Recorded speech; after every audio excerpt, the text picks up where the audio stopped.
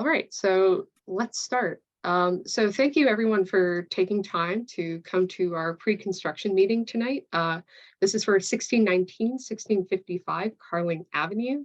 The applicants are here with us today to do a short presentation, and we've got some members of the community, including 2 community associations and a couple of other participants. So it's a fairly small meeting.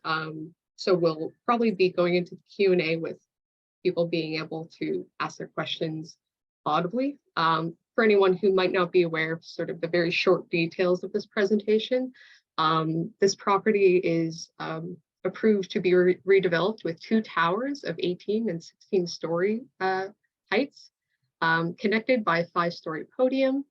I won't go through all these sort of size and area specifics. I'll leave that for the applicants, but otherwise it'll be 418 residential dwelling units with 186 1-bedrooms, 158 2-bedrooms, and 3-bedrooms, and 64 studio units. This is going off of the last sort of approval I've seen.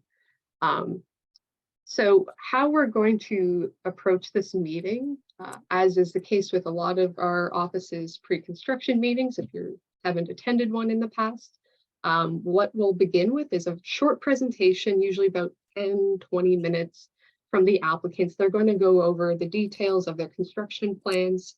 That tends to include timelines, entry and egress onto the site for construction vehicles, construction truck routes, that sort of thing usually. And then as soon as that presentation is done, we're going to go straight into a question and answer period where anyone will be able to ask questions of the applicants about their plans and any concerns or information they're looking for, and we'll be here to help moderate that. So as I said before, the way we tend to take questions is if you can just raise your hand, I'll have the speakers list going. I doubt I'll have to refer to it too much, but just to make sure everyone gets a chance to speak if there is a lot of questions. And if you prefer not to speak audibly or anything like that, there's a chat function on the bottom. And if you want to write your question either to everyone or just to me, I'm happy to just read it audibly and not mention your name so that your question can be answered anonymously. So I won't take up too much time with the housekeeping, and I'll just pass it on to the applicants in that case to begin with their presentation, and I'll start sharing their PowerPoint so they can refer to that. Okay, perfect. Thank you, Stephanie. So evening, my name is James Grumman. I'm the project architects on this for Rod Lackey. And included with this is Melanie and David, and we also have Michelle and Asaf. These are all members of Clovercon Construction. So they'll be the applicants. And Asaf and Michelle represent the ownership group, but Asaf, yeah, not Clovercon, it's a separate ownership group. My fault. Thanks for the clarification there. So I'm just going to give a very quick overview on what Stephanie introduced. So yes, the applicant is at 1655 Carling Avenue. I guess you can just skip to the next slide there, please. So we quickly met the construction team, so you can go forward to the next slide. So these are the main people involved. The following slide will be the site plan itself and just a bit of a context. So in the bottom right-hand corner, you can see the context. So this is Carling Avenue. I'm using my cursor, of course, it's highlighting nothing. I don't suppose I have controls, do I, Stephanie? Okay, that's fine. So yes, that is Carling Avenue. And so it's intersected just to the east of the property is the gas station. You'll have Churchill Avenue to the east, just to the north is Tilbury, and over to the west, further down about a block or half a block rather is Cole. And so we will be approaching the main entrance into the building itself. As Stephanie mentioned before, it's a combination of 2 towers, an 18-story building on the left or west hand side of the property. It's 18 stories, and on the east end is 16 stories. It's connected by a 6-story podium, not 5 stories, as was alluded to earlier. Main entrance is right by the middle of the building, and that's the entrance into the 2 towers. The design is to have commercial areas fronting along Carling Avenue, roughly about 3,000 square feet or so, depending. Access for vehicular access, I should say, is along the east. You go underneath the podium, and then there's surface parking for commercial and visitor along the rear. And then there's the main ramp down into the parking garage where some visitor parking will be below grade, and then residential parking will be below grade as well. As alluded to before, the 418 units right now. And we have in total about 250 parking spaces, which includes 27 above grade, and then an additional 10 or so roughly below grade for commercial or visitor parking. So that leaves approximately 210 parking spaces for residents. So it's about 50% is what we anticipate, which is kind of appropriate for this location. And so and vehicular access for commercial vehicles we have loading bays at the rear is through the right-of-way passage just to the north of the gas station. So they'd be vehicular traffic for larger vehicles would be via Churchill and then through the right-of-way at the north of the property, and then a drop off to loading bays for commercial use at the rear. And then there's also a drop off area for the garbage trucks, so they can park out of the way. And then the garbage is at ground floor and will be loaded on a weekly basis or so. So that's the overview of the site. I guess we can kick to the next slide, please. And this is just a very quick overview. Go back a couple, please. Very quick overview of the floor plans. There we are. So we have 2.5 levels of below grade parking. So you can see P3 is half a level at the upper left hand side. Upper right hand is the main P2. Bottom right hand is P1, so we'll have some stored bike storage. Most of the bike storage, which is an over 1-to-1 ratio. So there's about 250, I believe. No, sorry, a few more than that. You know, to double check my notes in terms of total bike parking. My apologies. Where is it? I can't see Jared. We have bike parking. Essentially, it is at a 1-to-1 ratio. So most of the bike parking is at the P1 level. We do have some bike parking at the ground floor as well. Ground floor plan is in the bottom right-hand corner. So as I mentioned before, commercial will be fronting along Carling Avenue.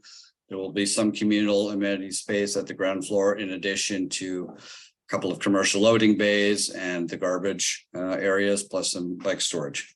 Let's go to the next slide, please. This is a quick overview of the overall floor plans. So we have the podium, 2 typical floors for the podium floor. The top left hand is levels 2 to levels 5. Top right hand is level 6 with the building steps back slightly.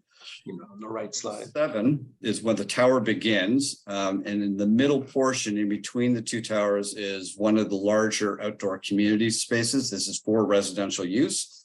There'll be some interior amenity space as well. And then going to the bottom right-hand corner of the slide, that is our typical tower floor plate.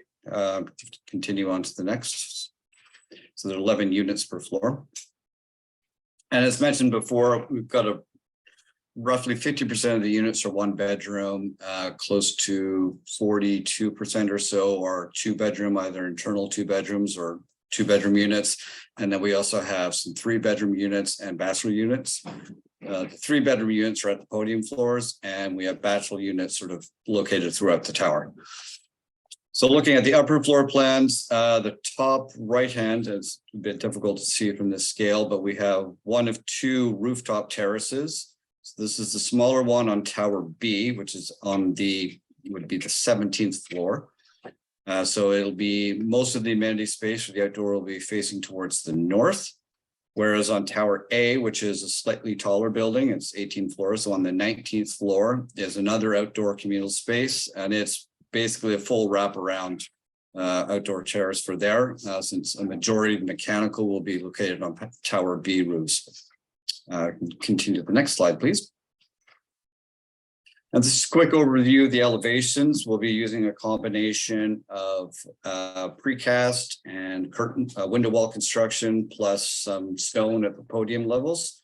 In addition to, in select areas, we'll be using aluminum siding, sort of a wood grain, to give a bit of a warmth to it. So you can see some of the red areas along the main elevation, which is the top left-hand elevation. That's the elevation facing Carling Avenue. I can continue the next slide, please.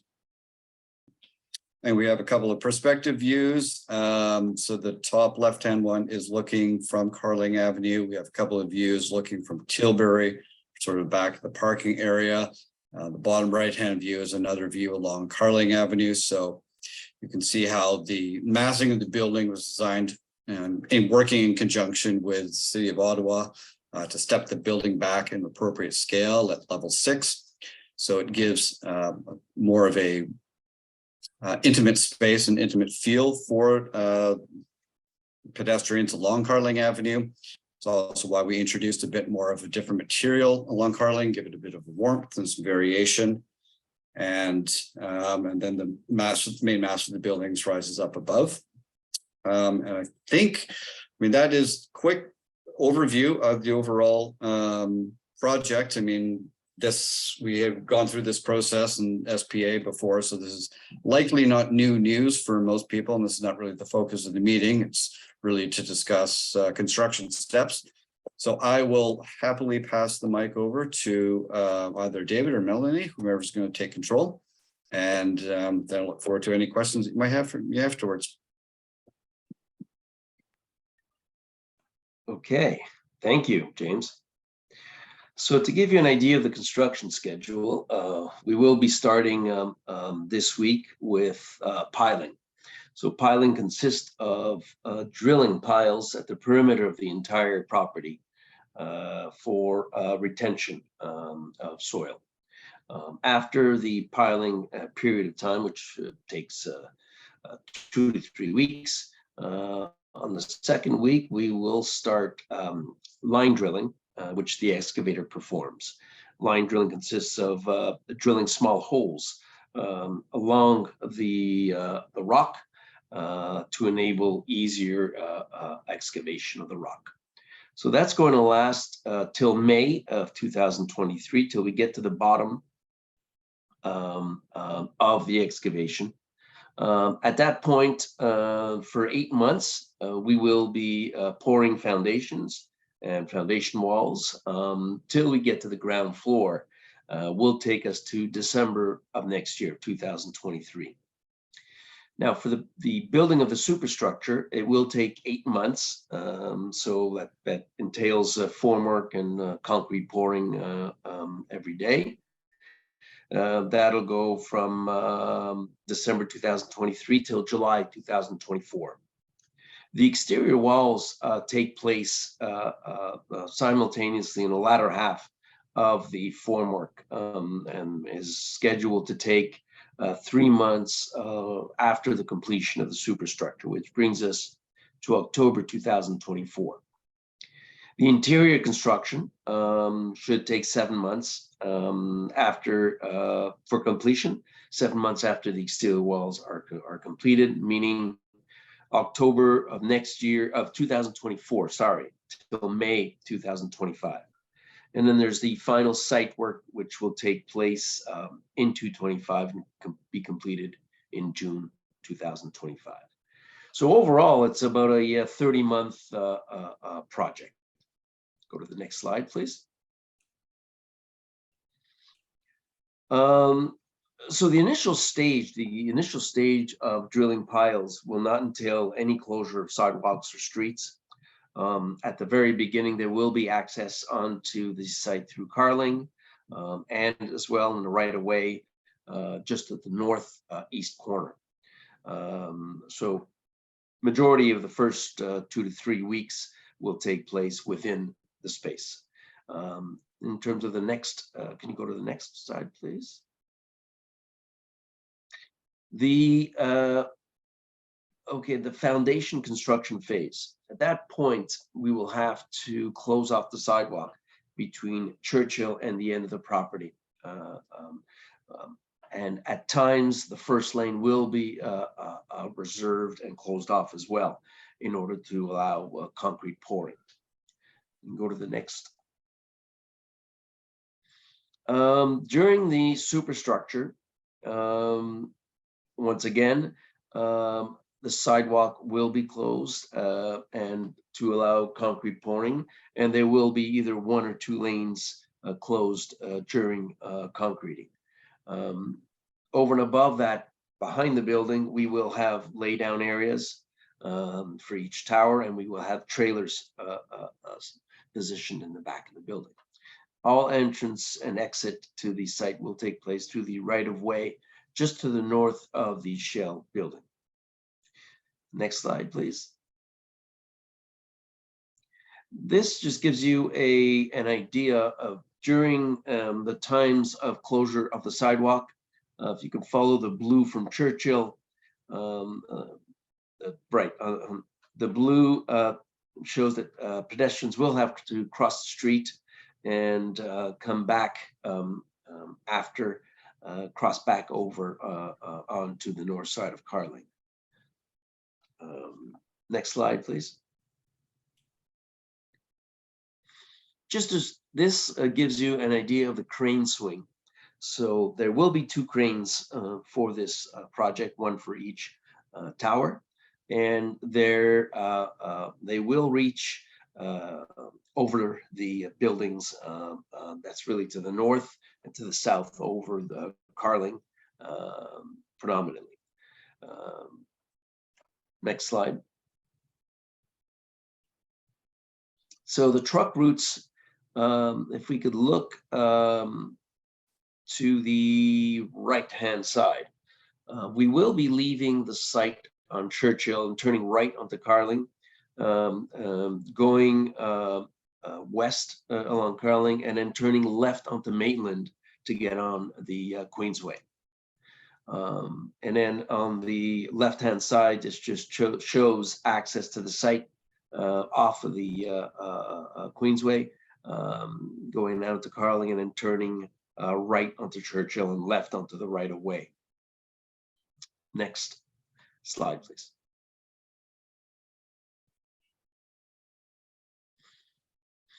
So blasting mitigation. So we've retained the services of a Patterson Group for vibration monitoring during the whole excavation period, blasting period.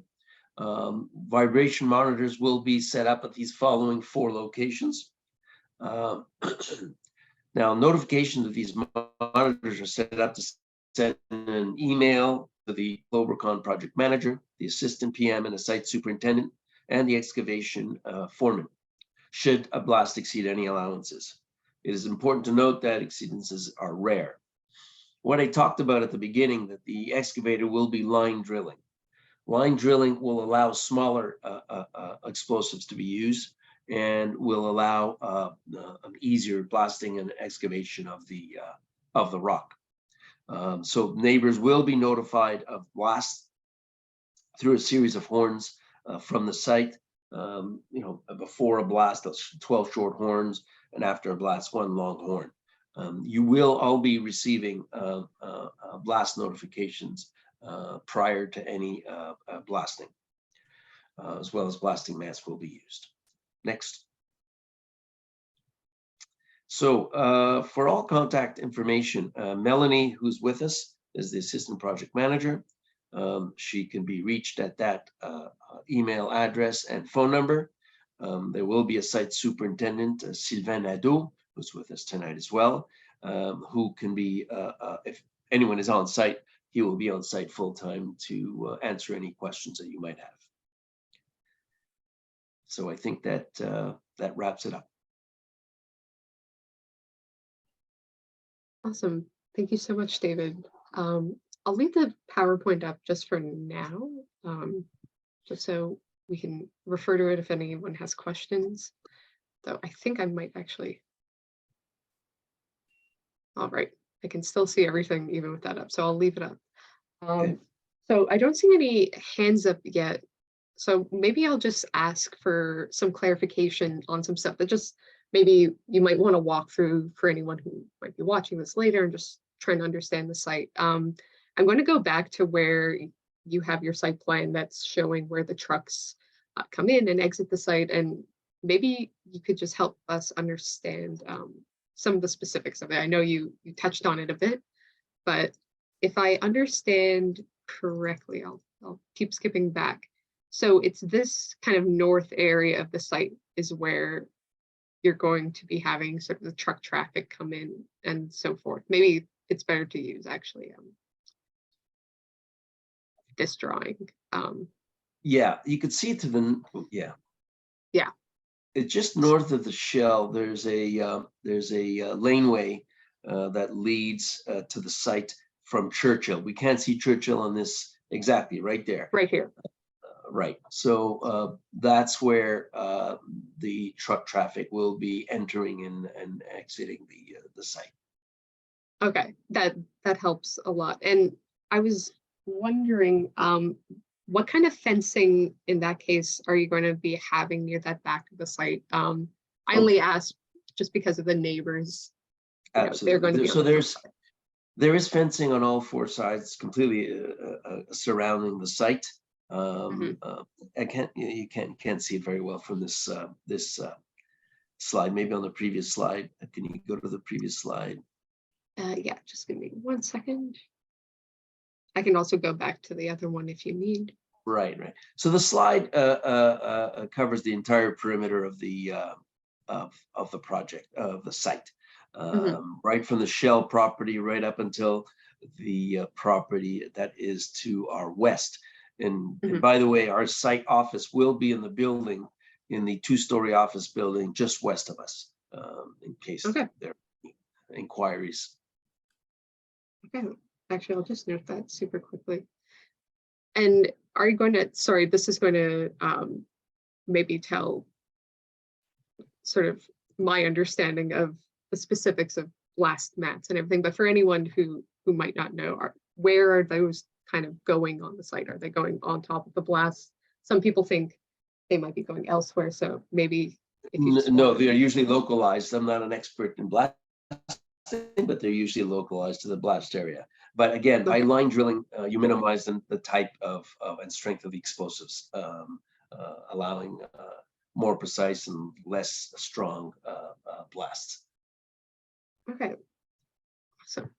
I'll stop there because I saw Len has his hand up. Len, if you'd like to go ahead. Yeah, hi. Can you hear me? Just to check. I can hear you. You can. Good.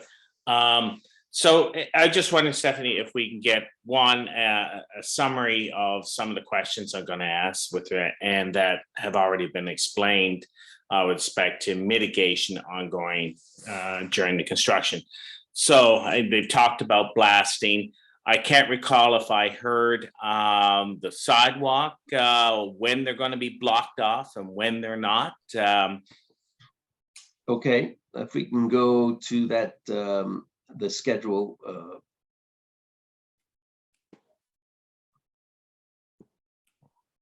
It's text. It's a slide that has text. That's there we go. So during most of the excavation portion, we should not have much need to close off the sidewalk at all. It will be during the building foundations period where it starts to be closed off. So looking at that from May of next year, the sidewalk will start to be closed off. And that will last for quite a while. Right. And Steph, is there an outside of flyers notification that outside of signs at the construction site to say, you know, that sidewalk will be cut off from X to Y? Yes. If you can show the traffic management plan. Sure. Again, a little further. Okay, yeah. So if you zoom in a little bit, we will have signs that indicate, I mean, it's hard to see from here, Sure. Yeah. at the beginning of the sidewalk on Churchill, we will indicate to pedestrians that the sidewalk is closed off and that they have to cross over to continue walking into Carling. Same thing on the other side, just the west of the site, going to the next block. The same thing will be done with signs all the way at the other end, indicating that they should cross over before walking across that portion of Carling. Okay, thank you. With respect to my next question, hours of work, it was alluded to that, I mean, construction would happen every day. I know I see on the sites work going on around the clock, almost 7 days a week. Is that going to be the case for your particular? I mean, there's going to be delays, this, that, you're going to have to make up time. I mean, is that the intent? 7 days a week, yeah, between X and Y time? First off, the way we plan it is with no delays. Beautiful. No. I'm just saying things might happen, right? Yes. Of course, you plan with no delays. Got it. Well, Yep. I have to say, during the installation of the precast, that will be work that will go past supper time. During that period of time, there is, I think, the bylaws allow work until I think 9 o'clock, if I'm something to that effect. Melanie, I don't know the exact time. If you remember what time it was, maybe let me know. But so during that period of time, there will be work right up until that time. That type of work is not noisy at all. But it's really the precast panels being hung and attached to the building at that period of time. Right. The rest of, yep. I know, just saying during, I mean, everything's relative noise. I mean, you can never, Yes. Both of our experience, right? I mean, what may disturb one type of family may not disturb another, or what have you. Yeah, and I don't know if I'm a bit naive. Do we notify staff does this go into Kitchissippi Tire? Hey, this period of construction is happening, or you flyer it out? Because I'm with the Westboro Community Association, you flyer out to the local neighbors. Hey, our construction hours are changing. There may be some noise during the following time, right? So, because there are some young families just to the north of you in those apartments and that, young people. So if there are any young babies, there's impacts, there's noise, there's traffic. I'm not sure where all the workers are going to park. Whether, and that's another question of mine. Yeah, Maybe, that's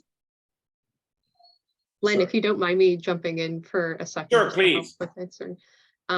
So usually we're not flyering, at least on our end for our Okay. office ever, for construction like timelines and everything. It's more or less, this is what we'll show people. What we'll ask sometimes, and maybe this is something David and Melanie, you can take into consideration, especially with regards to blasting. It's always good to flyer and just let everyone know. I know you've likely probably sent the letters for the blasting notifications and inspections to, I'm guessing, probably every building within 150 meters.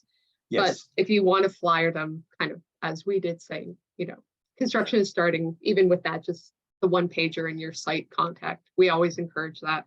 Some of the community associations take it into their hands and do that. Obviously, we like to encourage the applicants to do it. But I think what Len's getting at. Instead of Yeah, go ahead. flyering every single time, Sure. what we've done Not every in single the time, yeah. past- What we've done in the past is we've set up a Facebook page where we flyer the first time and we tell everyone, hey, you want to get information on what's going on, we will put it on this Facebook page. It makes it easier. We're going to waste all this paper, ends up 99% ends up in the garbage. And when we've done this in the past where it's updated and people can look at it right away and say, hey, you know what? They're working late today. It'll be shown on the Facebook page. Maybe that's one. I think it helps everyone in the information. No, that sounds great. It's live and it's active, right? So yes, that's good. That's good. Okay.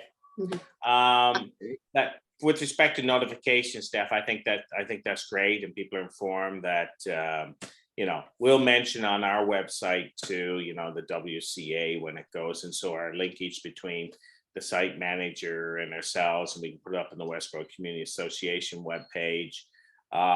Because people look there. So, but yeah, Okay. whatever way we can make this all work. But no, that's great. That live page that's informative to the neighbors of the phasing Okay. and appropriate Mhm. information. Yeah, I think that's the most up-to-date way to do it. Right. Because you're right, schedules sometimes change. If we're behind, we ask everyone to come in on a Saturday and to, so we'll let everyone know. Okay. Next question, I think I just dipped into the respect to where the workers are going to park. Are they? I guess I don't know if there's. So that's an issue. They're going to be on the street. Are they going to be? Yeah, they're gonna have to Maybe. park on the street. And so we have to look at multiple areas and where they could park. I mean, I know part of Churchill is a dead end street going towards the just south, the Queensway. It's a dead end street. So they can park along that street there. And so we haven't developed parking. There'll be different phases because the number of workers will go up and down. At first, you don't have many workers at all with regard to excavation and blasting. Relatively very few workers for the amount of noise that they're going to make. So later on, when it comes to formwork and concrete, there'll be more people. So we will look at other areas and where they can park, but it will be on the street in the neighboring areas. And last question, I guess lighting, and I know you talked about noise with respect to blasting and that. It'd probably be on your Facebook site, what sort of mitigation you have. Yeah, we could add that. We can add that. So you're sorry, you're asking what kind of mitigation we will have? Or you want Yes, me to that's add right. that? Yeah. So look, the simple fact that we're line drilling and we are going to lower or minimize the size of the blasting. Line drilling it's a process by which we make a bunch of small holes very close together.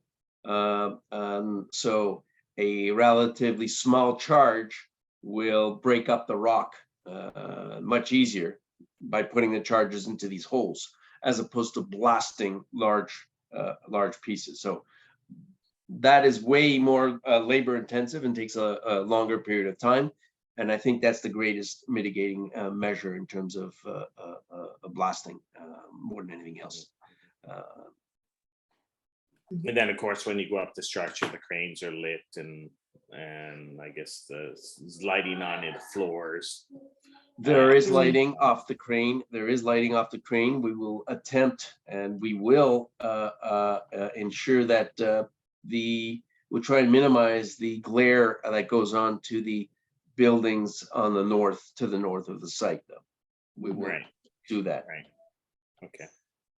All righty. Well, I look forward to seeing, I guess, the Facebook site and the information flow that rolls out of there. So that's basically it for my orders from my chair, Heather Mitchell of the Westboro Community Association. So thanks very much. Our pleasure. Thanks, Len. I don't see any other hands up right now, so I'm happy to keep chatting and ask just some questions, clarifications I've written down, but this is a moment I invite anyone who has questions or anything on their mind to go ahead and raise their hand or put in the chat. Yeah, thank you, David, for the information. I think, mostly what we hear too on the lighting is understandably the lighting is needed on the cranes and on the floors for safety reasons. But when speaking, from our office, even as an example, when there's decorative sort of lights some of the cranes have that are lit all night long, And then right next to sort of a neighborhood like this, that's kind of when we might hear complaints. So it's not as much the safety side of things, but just to note for when, Okay. if you ever consider that, just being aware, the lights being on all night tend to, get people understandably upset if there's pretty heavy glare or anything like that. Okay. So maybe just to explain, where we might be coming from there. Obviously, a site needs to be well lit and everyone needs to be seeing where they need to go. And that's absolutely, of course, understandable. And in the time I was speaking, Robert raised his hand. So Robert, if you'd like to go ahead, I'll cede the floor to you. A couple of questions and suggestions. The cycling detour, going the cycle track, going southbound from Churchill, wouldn't it be making more sense to have a detour for the cycling along Tilbury Avenue instead of directing them onto Carling Avenue, just to bypass the construction site? Especially, during the excavation phase, there will be a lot of dirt on Churchill Avenue coming out of the gas station right away on the back. So I think it would make far more sense to bypass this construction zone completely. And my experience with this kind of high-rise building is the most destructive phase for the neighbors to the north in the apartment building is the excavation phase. Especially the piling, the big holes for I-beams when they are ramped into the ground, and especially when the big excavators are racing up and down the side. It's not the noise which is so disruptive to the neighbors, it's a vibration. The vibration from the excavators alone will shake the whole house. I just experienced it the last 2 years. I'm living behind the Travelodge Hotel just down the road, and I set a monitor in my house, and it was a constant earthquake of number 3.5. So if you could try to migrate or set up a vibration monitor with the apartment buildings, not just the businesses across beside it, would be very beneficial for the neighbors. Thank you. Okay, so first and foremost, we have we're obligated to clean the street if there is we will be regularly cleaning the street surrounding the exit on Churchill. We need to do that. We can't let mud and so forth start to accumulate near the entrance and exit there. Number two, I didn't clearly understand. You meant that you suggested that the trucks take Tilbury instead of Carling. Is that what you No, meant? the cyclists. From Oh, Churchill cyclists. Avenue. Okay. I understand what you're saying. The cyclists. Now that I will have to look at with the traffic management company. Especially if you're narrowing Carling Avenue, if you're taking 1 or 2 lanes out of Carling Avenue, you don't want to have in the remaining 3rd lane a cyclist riding down the street with buses and trucks coming from behind. It's a good idea. Actually, it's a good idea. I will see about using separate signage for cyclists. Yeah, it's a valid point, quite frankly. If I was taking a bike along there, I try to avoid Carling at the best of times, but certainly in a condition like that, taking Tilbury would be a very simple solution. Yeah, that is a good solution. And Robert, we can will, certainly bring it up too. I understand this is probably a city staff thing that's I would be shocked if they hadn't looked at it and didn't have an answer to it already, but we admitting haven't where we received step in. their feedback. We haven't received their feedback, to be fair.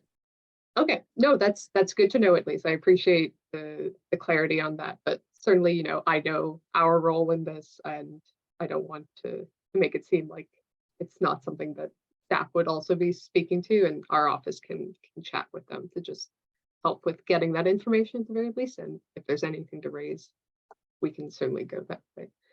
Robert, it sounded like you might have another question, so I apologize if I interrupted you. No, I'm fine, thank you. All right. Here, I'll just clear the screen And sorry, quickly. clarify one thing. The bike storage that we were providing is about 200. I was checking my notes. We've got roughly 220 bike storage lockers in total. So that's a little over 50% of the units. So that's exceeding the bylaw requirements.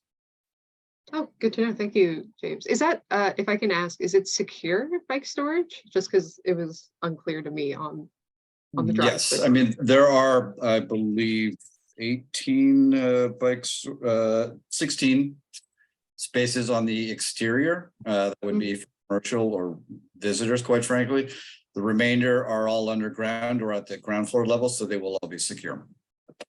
Okay, good to know. Obviously, an aside to the construction, but appreciated nonetheless.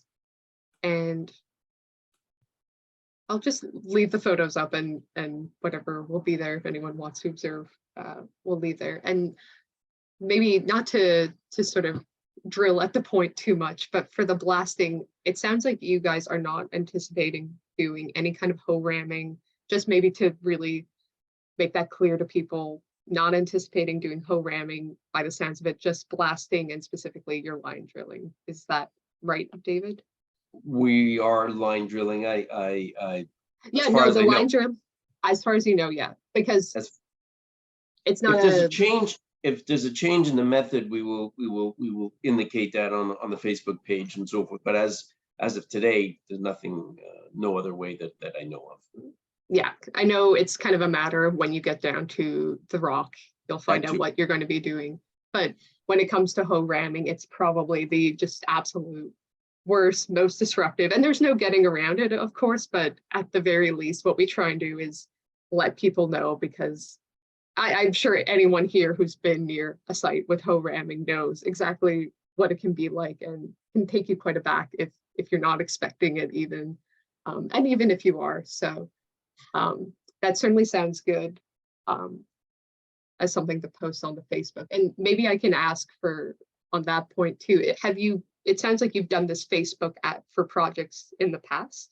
We have an extremely highly dense areas. Actually, we did it in the Montreal area in the plateau, where you're surrounded by inches all over. And exactly, we did dynamiting. We went down quite deep, and literally we shared walls with adjacent properties. So Oh, wow. we had to be very delicate and yeah, we've done it before. Okay. No, I was just wondering. The more the surrounding neighbors know what's going on, the better it is. It's Yeah, no, absolutely. And, even on our end, even whenever that Facebook is set up and whenever that may be, hopefully, obviously with the excavation beginning in the next, week or two, or, excavation phase, what I would suggest, maybe just to make it more sort of simple and less steps, is if you want to send that Facebook to myself, I can send that to the community associations nearby. okay. And if they wanted to publish that, it would probably just make it simpler. Everyone would have the same touch point of this page to check for any information. Like in other sites, what we see is newsletters get circulated to these same groups. I think it's a different approach depending on who's doing the work and what they prefer. But in either case, whether it's a newsletter or a Facebook in this case, if we can just send those to everyone and everyone has a place for that information, that Okay. already makes a huge difference. So it's very appreciated that you're preparing for that, for lines of Okay. communication. And Good. we're happy to help get it out there. All right. We will. So I'm definitely- taking up air. No, we'll definitely send it to you to be able to send it out to all that need it. For sure.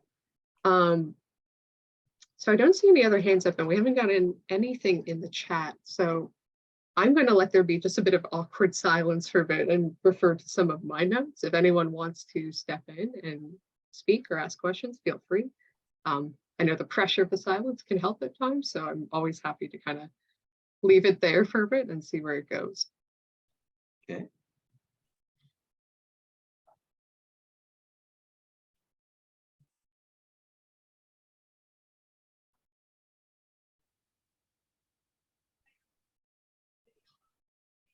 actually, maybe I'll let us segue into the on-site information. You said you have a site super who's going to be there, and who's in the call, Mr. Neto, I believe.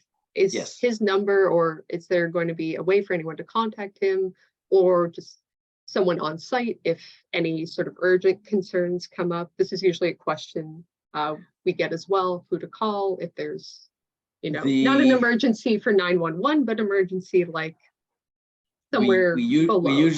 We usually have a sign on the fencing with Okay. the site superintendent's contact number in case of emergencies. Okay. Would you be willing to share that number maybe as well with the Facebook to also just send whenever that's set up? I understand.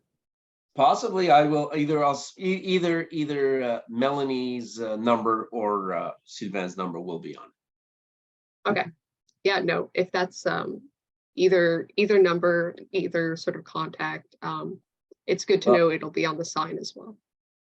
The number on Facebook page will most likely be Melanie's because usually those aren't emergencies.